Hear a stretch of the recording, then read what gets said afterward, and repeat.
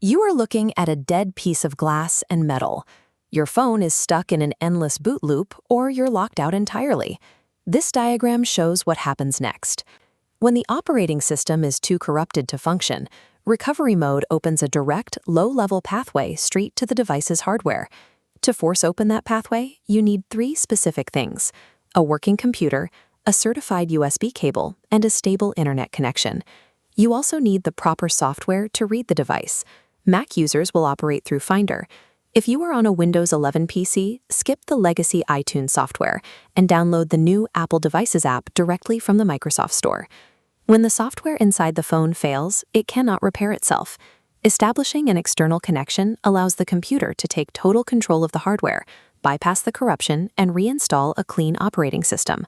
Step 1 is establishing a reliable physical link.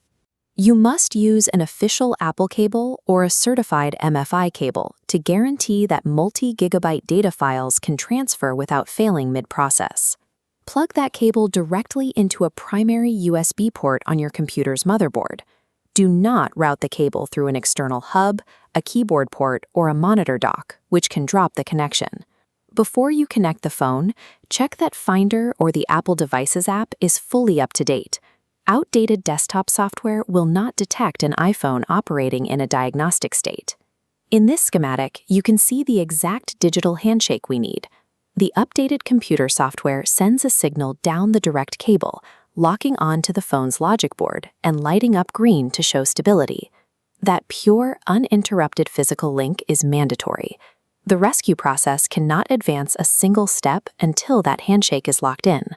With the phone connected, we have to execute a precise manual sequence of button presses to force the hardware into recovery mode. This diagram maps the sequence for the iPhone 8 and all newer models, up through the iPhone 17. You quickly press and release volume up, quickly press and release volume down, and then press and hold the side button. For an iPhone 7, the architecture requires a different method. You press and hold the side button and the volume down button at the exact same time. And for legacy models like the iPhone 6S and older, you hold down the physical home button and the top or side power button simultaneously. This is the primary failure point. While you hold the required buttons, the Apple logo will appear on your screen. Do not let go of the buttons. Keep your fingers clamped down as the screen goes black, and wait. You release the buttons only when the recovery icon triggers. You will see a graphic of a cable pointing toward a laptop or an iTunes logo. Maintaining that physical hold straight through the normal boot sequence forces the processor to ignore its corrupted files and wait for your computer's commands.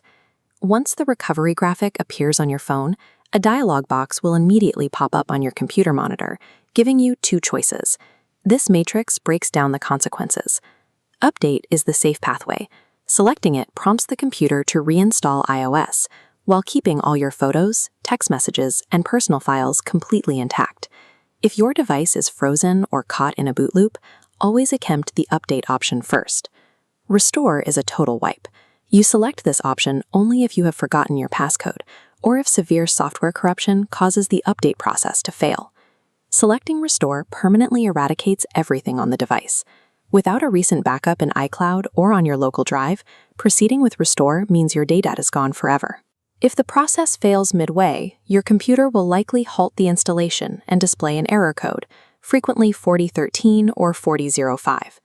These specific codes point to a physical disruption in the data transfer. To solve it, unplug the device, switch to a different certified cable, and plug into a different port.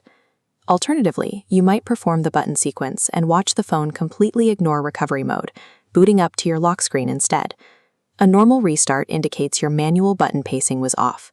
You press the sequence either a fraction too fast or too slow.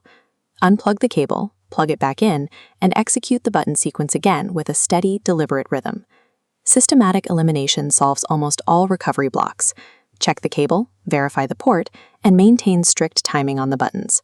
Once the computer bypasses the errors, you will see a progress bar steadily tracking across your phone screen, just like in this time-lapse. The computer is downloading a firmware file of several gigabytes and installing it into the phone. If the update was successful, the phone boots directly to your standard lock screen. Your personal data is intact and ready to use. If you executed a restore, the phone reboots to the factory setup assistant, ready for you to sign in with your Apple ID and pull down your most recent cloud backup. Executing the hardware bypass protocol removes your reliance on the broken operating system.